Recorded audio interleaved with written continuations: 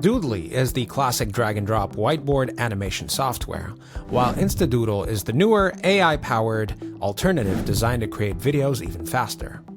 So Doodly offers a simple interface, but it requires you to manually choose quickly and easily. Okay, there's no way I can play this.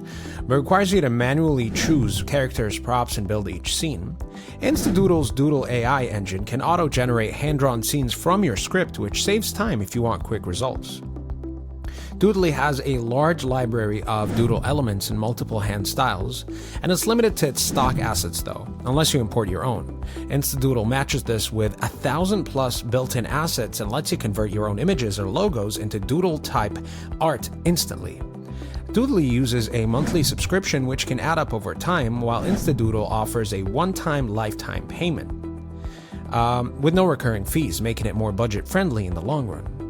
Doodly is stable, polished, trusted, but it can feel slow if you need to create many videos, and Instadoodle is fast and modern, but can produce inconsistent visuals, so a bit of manual editing may be needed.